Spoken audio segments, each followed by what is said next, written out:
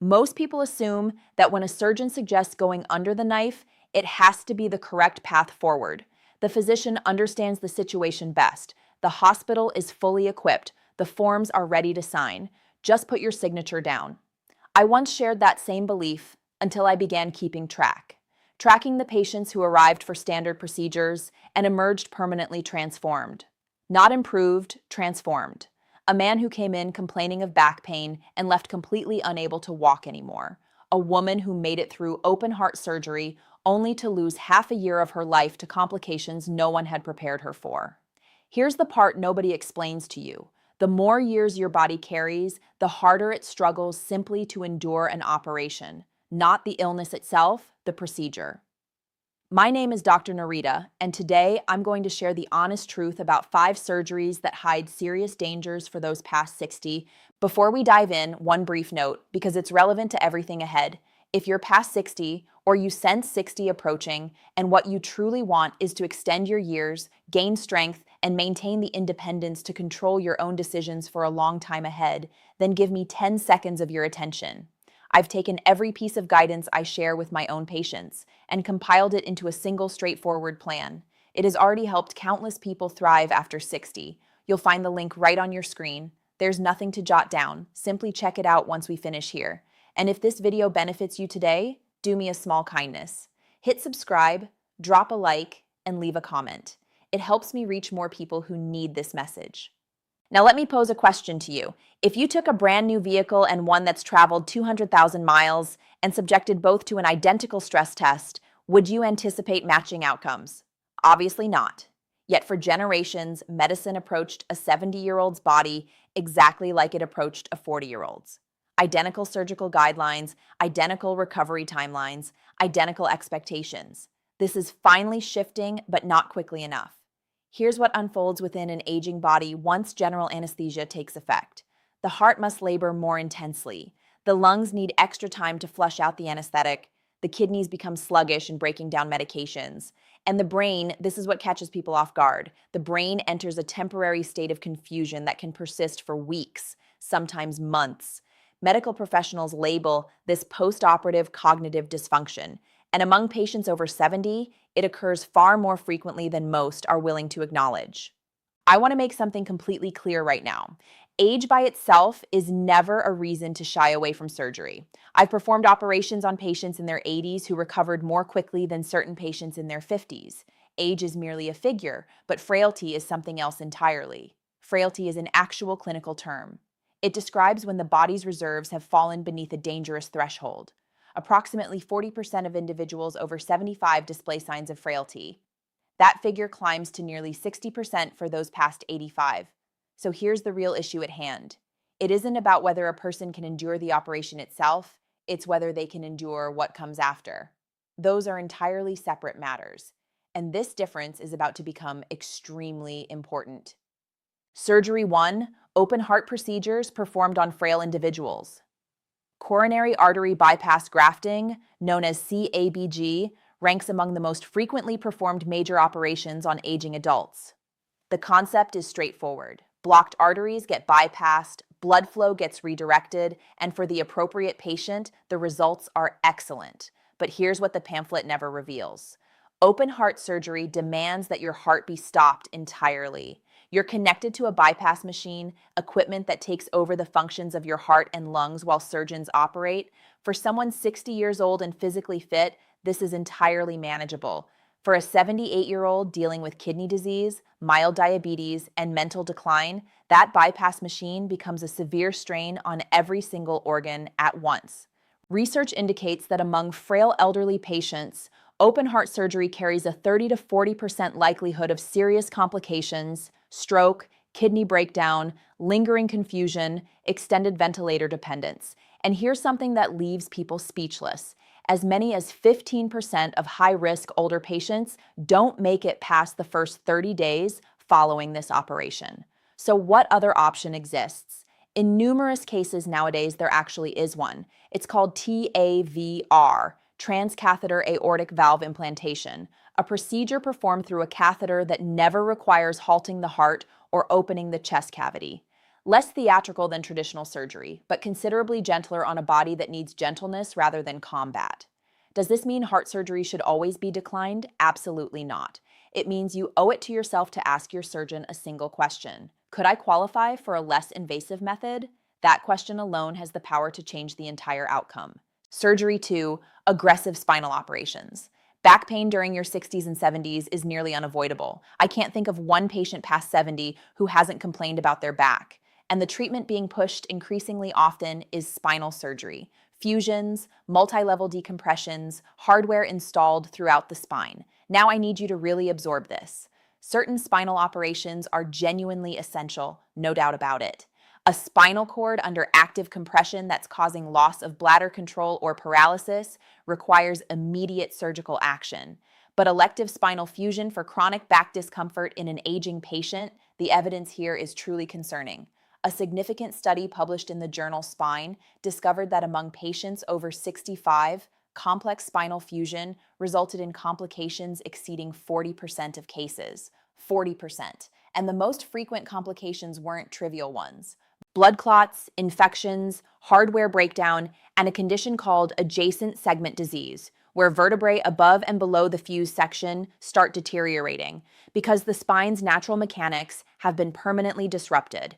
The hardware locks one area rigid while everything else absorbs the consequences. And here's what troubles me most: the pain relief itself. Research demonstrates that for many older patients with degenerative spine conditions, aggressive surgery delivers no better long-term relief than physical therapy combined with targeted injections.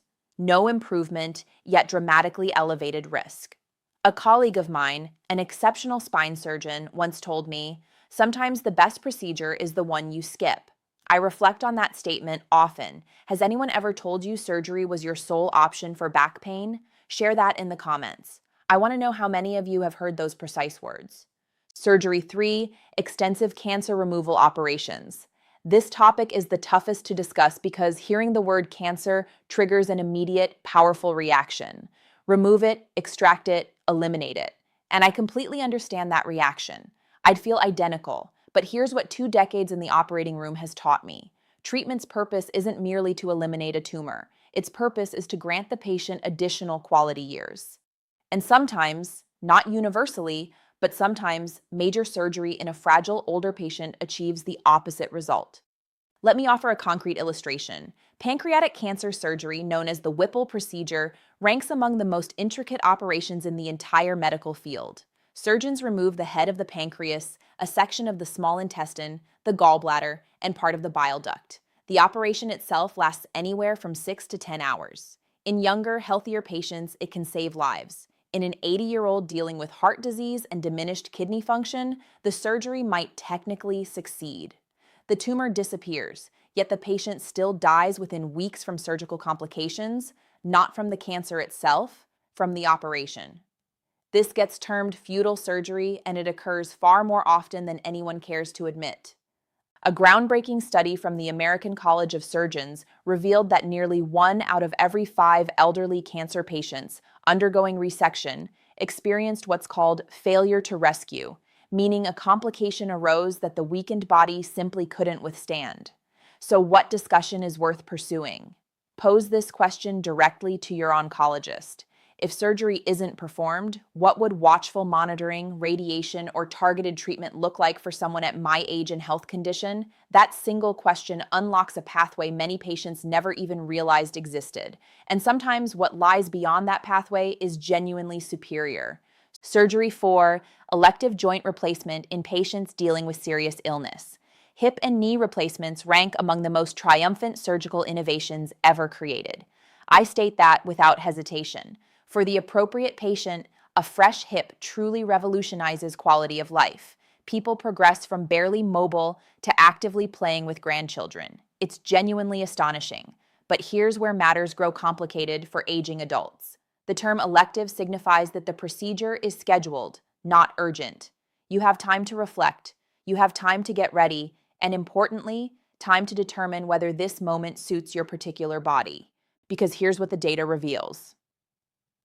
Among patients over 75 dealing with 3 or more serious health conditions, heart disease, Diabetes, chronic kidney disease, obesity, elective joint replacement carries substantially heightened risk of complications during and after surgery. Blood clots represent the greatest threat. Deep vein thrombosis, clots forming within the legs, can migrate to the lungs and turn into life-threatening pulmonary embolisms. Among elderly patients with compromised circulation, this danger is considerably greater than among younger patients. Factor in post-surgical pneumonia from extended immobility. Factor in infections acquired within hospitals, and the situation grows considerably more complex. I want to be exact here because I don't want to scare anyone away from surgery that could genuinely benefit them. The question isn't, should I ever undergo joint replacement? The question is my body currently in its optimal state? Fine-tuning blood pressure, blood sugar, weight, and cardiovascular fitness before elective surgery can substantially reduce complication rates. Certain hospitals now mandate a formal prehabilitation program before scheduling these procedures for high-risk elderly patients. And that represents precisely the correct approach. Has your physician ever brought up prehabilitation with you prior to a scheduled surgery? Most people have never even encountered that term, and they absolutely should.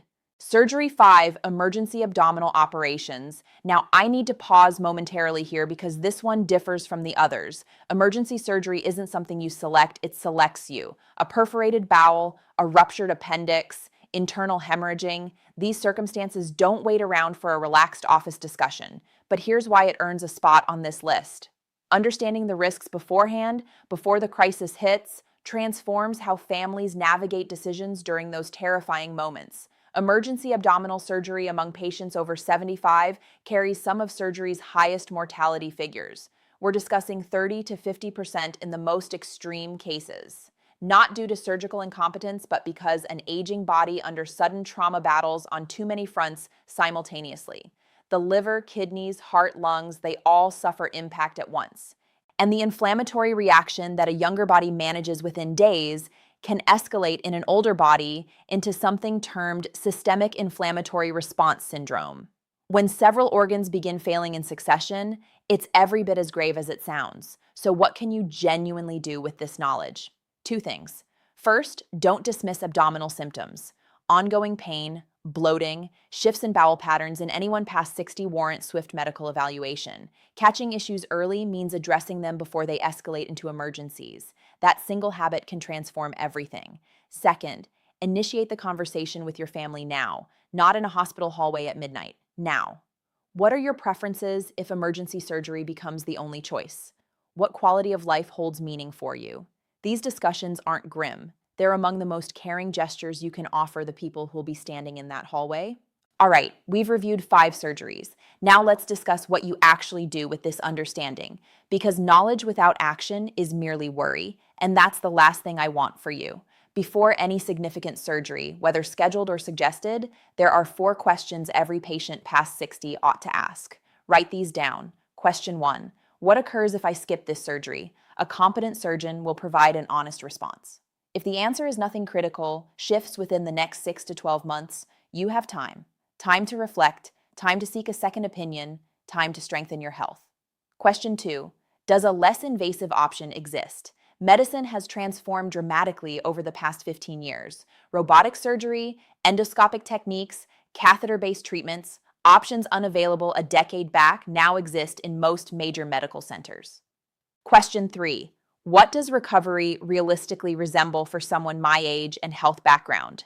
Not the typical patient, you specifically. Your heart, your kidneys, your current prescriptions, your living arrangements. The response should be specific, not generic. And question 4. This is the one most people never bring up. What's your personal complication rate for this procedure among patients over 70? Surgeons monitor this data. They know their statistics. A self-assured, truthful surgeon will share it. If they appear uneasy with the question, that itself reveals something worth knowing. Now, I want to offer you something most patients never learn because it can shift your odds more significantly than nearly anything occurring in the operating room itself. If you choose to move forward with surgery, what you do during the 2 to 4 weeks before walking through those doors matters tremendously. Surgeons dedicate years perfecting their technique. Almost nobody spends 2 weeks preparing the body that must survive it. Let's change that. The first component is what we mentioned earlier, prehabilitation. It's training for an event because that's precisely what surgery represents. Your body is about to complete a marathon while you're unconscious. So in the weeks leading up, you build up reserves. You consume more protein because protein is the material your body uses to rebuild tissue, and most people past 60 unknowingly consume too little of it. You walk daily, even just a lap around the block, because stronger legs and lungs going in translate to faster movement coming out. And staying mobile is what prevents the blood clots and pneumonia I mentioned earlier. And if you smoke, even quitting 2 weeks before surgery measurably reduces your risk of wound and lung complications. 2 weeks, that's all it takes. I've witnessed prehabilitation convert a high-risk patient into an ordinary one, and it demands nothing but effort. The second component is a conversation nearly nobody has, and it's with your anesthesiologist. Remember that mental fog I referenced earlier? Postoperative cognitive dysfunction. There are genuine practical steps that lower its likelihood. Request a preoperative anesthesia consultation. Bring a comprehensive list of every medication and supplement you take, and I mean absolutely everything, including fish oil and herbal sleep remedies, because some interact with anesthesia in unexpected ways. Ask whether regional or spinal anesthesia, where only the specific area gets numbed instead of putting your entire brain under, is available for your procedure. For numerous hip and knee operations, it is, and it's frequently gentler on an aging brain. And here's something that seems almost too straightforward to matter. If you use hearing aids or glasses, request they remain with you right up until you go under and are returned the instant you wake up. Patients who can see and hear upon waking experience far less confusion. Research on hospital-induced delirium confirms this clearly, and it costs nothing. The third component is the part everyone overlooks until they're living through it. Setting up recovery at home. Organize your assistance before surgery, not afterward. Who's providing transportation? Who's staying with you the initial nights? Where will the bed be positioned? Because fewer stairs to navigate during the first week means better outcomes. Remove rugs and cords that could cause tripping. Fill prescriptions ahead of time so you're not dispatching an exhausted family member to a pharmacy at 9 p.m. The initial 72 hours after returning home establish the tone for the entire recovery period, and a body that isn't battling a fall or a skipped medication heals more rapidly. Watch for warning signs during those early days too. Sudden confusion, a fever, a calf that's swollen, warm, or tender. Any of these you call immediately. You don't hesitate. And the fourth component, please seek a second opinion. I understand it feels uncomfortable. People fear they'll offend the surgeon. Let me eliminate that worry right now. A skilled surgeon anticipates it. A skilled surgeon welcomes it because they'd want the same for their own mother. Bring your imaging and records so the second physician examines identical information. And if two qualified surgeons reviewing the same body and same images arrive at different recommendations, that isn't a problem. That's valuable information. That's exactly the kind of insight you deserve before anyone lifts a scalpel. None of this stems from fear. It's about entering the process prepared rather than merely hopeful. The patient who arrives strong, knowledgeable, and organized represents a fundamentally different surgical risk than someone who arrives frightened and unprepared, even when facing the identical operation. You possess more influence over which of those two people you become than anyone has ever revealed to you. There's one final thing I must share, and it might prove the most valuable of all because it concerns interpreting the recommendation itself. Across the years, I've discovered that how a surgery gets presented to you communicates almost as much as the surgery itself does. So here are the warning indicators. When you notice them, slow down. The first warning sign is urgency. You're being hurried. We need to schedule you immediately. Now, if you're experiencing internal bleeding, yes, speed is entirely appropriate and you should proceed quickly. But for a scheduled elective procedure, genuine urgency is uncommon, and a true professional recognizes this. If a knee that's ached for a decade suddenly must be replaced this month, ask why this particular month. Pressure to decide rapidly rarely relates to your body. It relates to a calendar. The second warning sign is a singular path. You leave with exactly one choice, surgery, and nothing else gets mentioned. Remember, by age 70, multiple paths almost always exist. Medication, physical therapy, injections, careful observation, a less invasive version of the identical procedure. If none of these surfaced in conversation, it's not because